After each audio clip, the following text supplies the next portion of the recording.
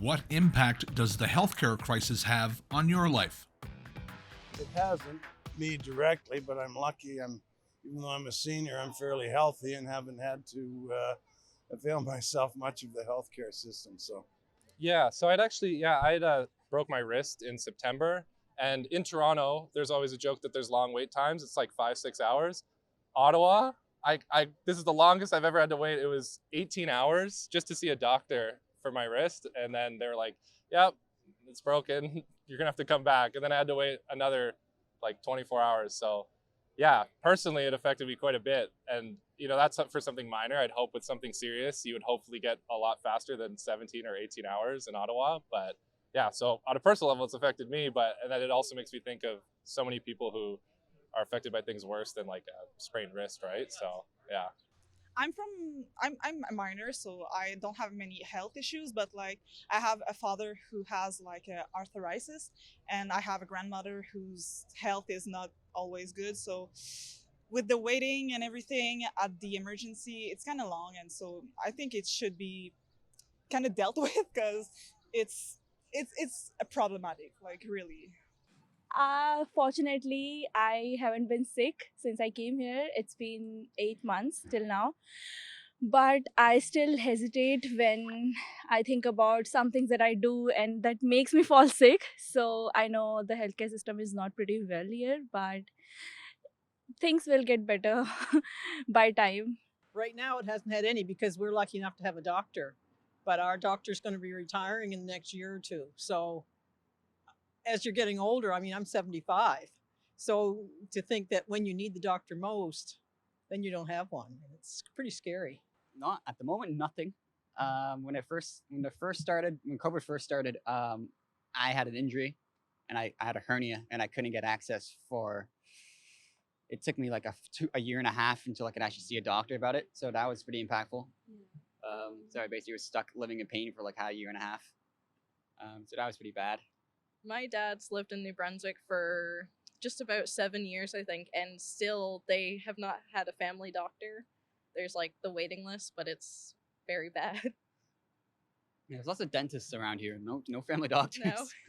I think it has an impact on everybody's life, particularly where you're dealing with an older population. I think it used to be something that you think about because it was your grandparents or your parents, but now it's hitting you, right? It's hitting your friends, it's hitting people you know. So it's a lot closer to home probably than it's been in a long time because of the demographic.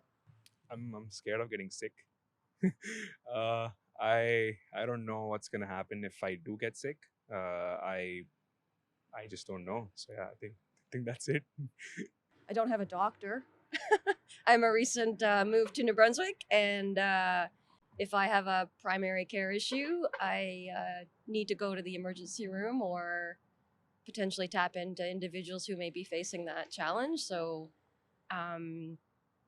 so that's a direct impact on me.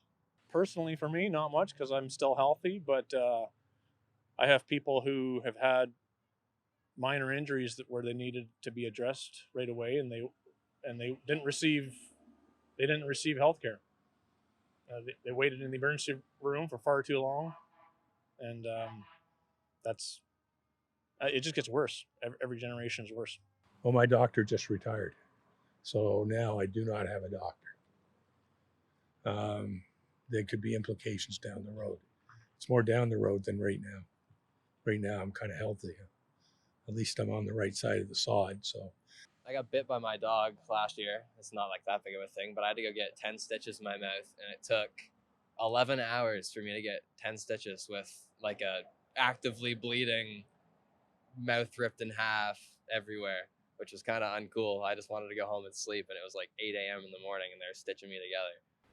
Well, I've had a few surgeries lately, and I can't get it done here because the provincial government hasn't put a cancer clinic here.